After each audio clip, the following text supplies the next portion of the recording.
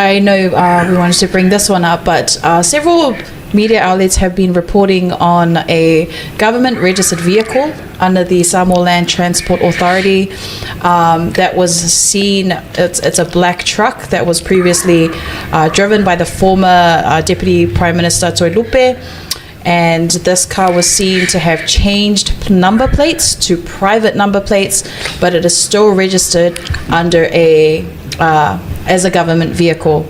The person seen to be driving this vehicle is Lance Pule, so there's been a lot of criticisms that this was allowed, and there are a lot of questions being asked as to why the number plates were being changed.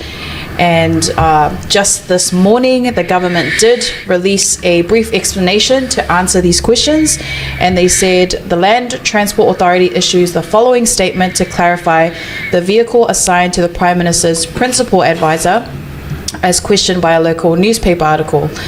We confirm that the vehicle's registration plate has been changed to a private plate, while ownership remains with the government of Samoa through the Land Transport Authority.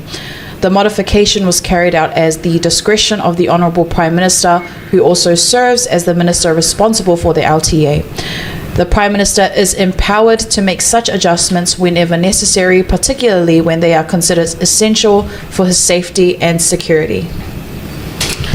Tasil nei mata upule atawa mahana lai wa kele foi upu makala ya o le tavali ya fa pe mai o tavali sa fa nga ele fionga sui Palemia ya o lo ilalo la vole Land and Transport Authority ya le ownership ya pe tai ona o le u va ai o fe lo ya ile tofa ya apulu lansport ya ma o sa wailunga ma tele o manatu malangona matula ka pena le la u fa manino mai wa mai le press release ale government por fa inga malo ya ma fa manino mai ai ya ale authority matulanga o le fatanganga ila lo lava ia o fa inga fa vai ale malo e ma fa ia ona fa matu le ta vale fa nga ai ma tulanga fa pena ma le tu mai ole ele ngata ole fionga le Palemia o yo le Palemia ta yo le tunu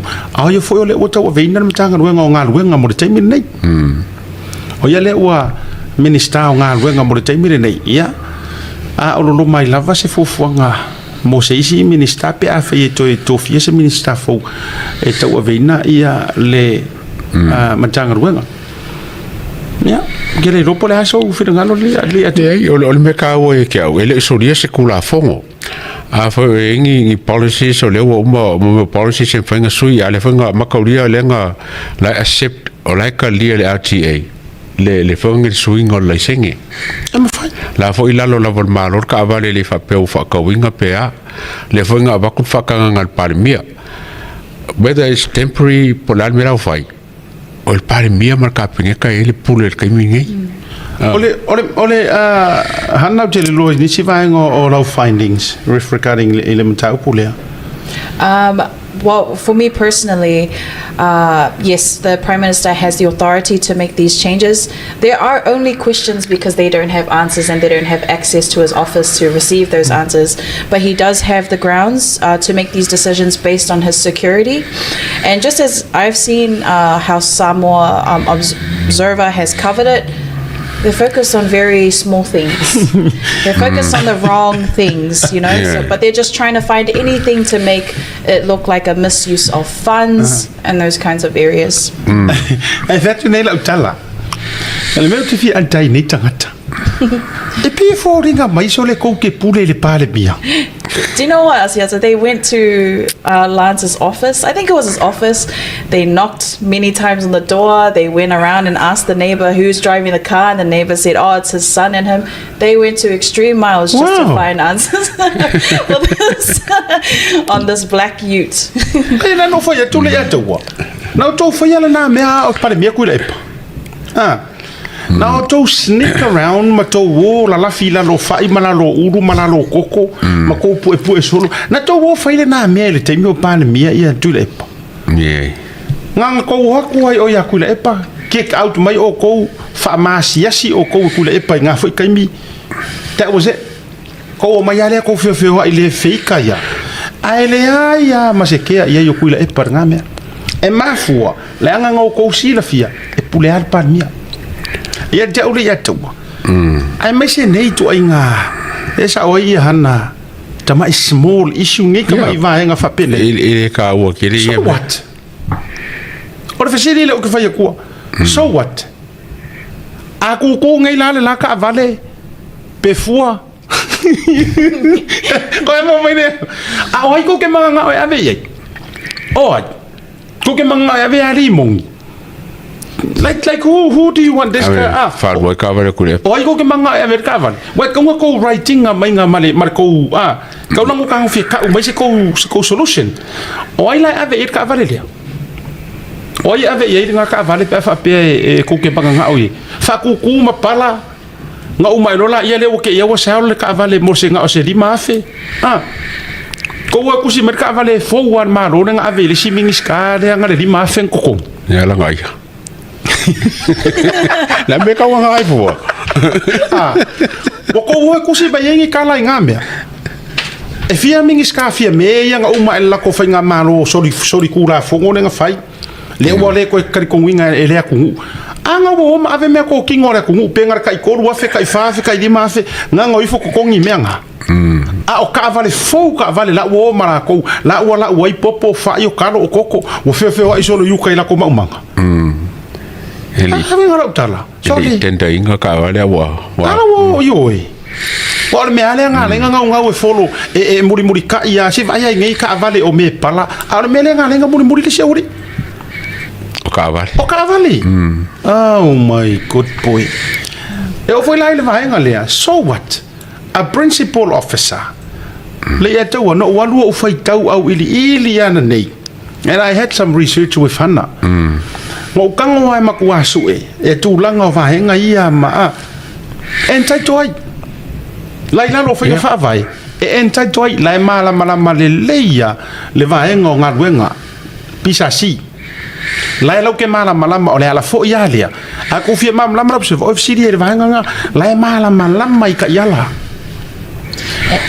and a yell process, yes. You know, he can't just go and say go change the number plates. There are multiple people involved in making this happen. It's not just he points his finger and then Pule went and took the car. O le si vahenga tau o to finga nei le principal advisor at Palemia matulanga ia le disc e Pule ale Palemia le discretions e fai pe public pole ale kulanga ia fai lo mai elengi nga ruanga fa CEO fo ie e uma sa o public mai runga po ngi board directors le ai no ele o se opinion lo que fai aku that's what it says policy is al malo winga meia lai available online pe fa pe ko ke fia manga o ko ke so media nga ko ka ngofila ia tai pila lo va nga lo ke fa ko ya ku pe wa entitlement le principal advisor al PM ile media lai ma fola mai ile ala winga ole ila lo fa ko fala inga le authority al Palemia ya ma ko ke le fa wa po fa nga se pulka mo ke mi por ale me wa la nga fa ka ngal Palemia kulanga le me singa nga la wa ai asiaka o vai aku o mo kwa inga la vola se vai kali mai se si ala ko yo ai la ko anga i ko foi Pule e ave ko o Palemia ka al fisili le ai le papela ko kuri fenga malo ele answer pole fenga malo ya ko observe a ese me le fifir ka ave ka ko foi Pule aru ko foi Pule ave ko o Palemia pa leo fisili nga fikali inga a ke sila fia a hanna mari a tawa ai le rope ke uka ko so nga makerkeli ai ayo manga nga ole observe to give a Pulu lands a new car. Yeah, you know, maybe because I don't think they like giving him a used car. They did the Observer did have an opinion piece that I read through maybe like a few days ago about Lance, and they were talking about the integrity of journalism and why is one of his principal advisors someone who is related or has previous relations with Talamore media. But all those things have been rid of. So I just feel like with the articles that I have read from Samoa Observer, they're trying to build a case that is conspiring Lauli spreading propaganda using Pule. That's what I feel like. That's just my opinion.